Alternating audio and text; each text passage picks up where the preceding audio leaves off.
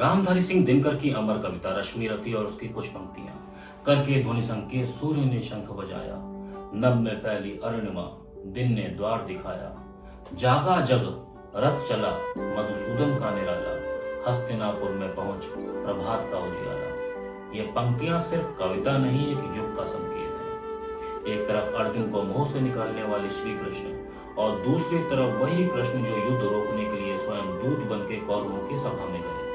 आज हम समझेंगे कि कब भगवान खुद दूत बने और कैसे यही प्रसंग रामायण में भी मौजूद था जब अंगद रावण के दरबार में गए। वेलकम टू भांति की बात।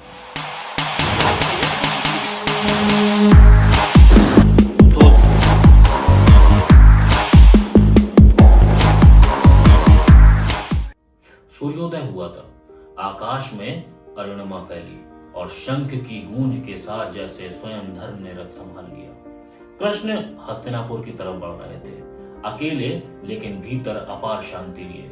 उन्हें मालूम था कि महाभारत का युद्ध लगभग निश्चित है, फिर भी वो जा रहे थे क्योंकि धर्म को हमेशा पहले विनती करनी पड़ती है और हिंसा से पहले संवाद होना चाहिए। दरबार में प्रवेश करते हुए उन्होंने अपने ईश्वरत्व को पीछे छोड़ दिया।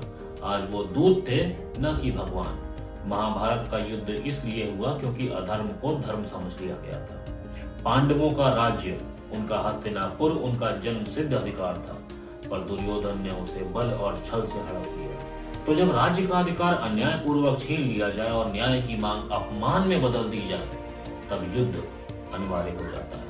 राजसूय यज्ञ के बाद में युधिष्ठिर ने चौसर खेली। शकुनी की चालों में वो अपना सब कुछ हार गए, राज्य, भाई और अंत में पत्नी द्रौपदी तक। और जब द्रौपदी को दरबार में खींच कर लाया गया, बालों से पकड़कर, और भरी सभा में उसके वस्त्र हरण का प्रयास हुआ, उस दिन केवल एक स्त्री का ही नहीं बल्कि न्याय का भी अपमान हुआ था। और उसी क्षण से धर्म मौन नहीं रहा, उसने प्रतिशोध का रूप ले लिया। राजा धृतराष्ट्र ने सब कुछ सुना पर कुछ कहा नहीं, और उनका मौन ही उनका सबसे बड़ा अपराध था, क्योंकि जब सत्ता अंधी हो जाए तो अधर्म को बोलने की आवश्यकता नहीं रहती, वो खुद शासन करने लग जाता है। युद्ध से पहले श्री कृष्ण इसीलिए स्वयं दूत बनकर गए थे। बोले कि मुझे केवल 5 गांव दे दो, मैं उपदेश नहीं बल्कि शांति मांगने आया हूँ। सारी सभा चुप थी, स्तब्ध थी, लेकिन दुर्योधन हंस पड़ा, बोला मैं सुई की नोक जितनी भी भूमि नहीं दूंगा। कृष्ण मुस्कुराया, पर उस मुस्कान में एक चेतावनी छिपी थी। जब अधर्म संवाद की भाषा भूल जाता है, तब युद्ध केवल शौर्य नहीं बल्कि धर्म की आवश्यकता बन जाता है। और यहीं से आरंभ हुआ वो युद्ध जो केवल राज्य के लिए नहीं बल्कि सत्य के अस्तित्व के लिए लड़ा गया। लगभग यही घटना त्रेता युग में भी दोहराई गई थी, जब भगवान राम ने अपने सबसे प्रिय भक्त अंगद को भेजा था रावण के दरबार में।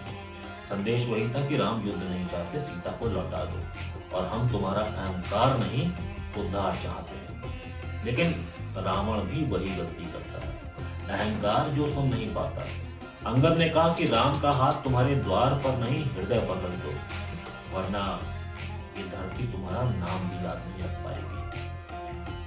और अंत में वही हुआ जो होना था। जब दूत का अपमान होता है तो युद्ध केवल परिणाम नहीं धर्म का पुनर्जन्म बन जाता है। अब देखिए कितना गहरा रहस्य है। जब कृष्ण भगवान थे तो वो स्वयं दूत बने, और जब राम भगवान थे तो उन्होंने भक्त को दूत बनाया।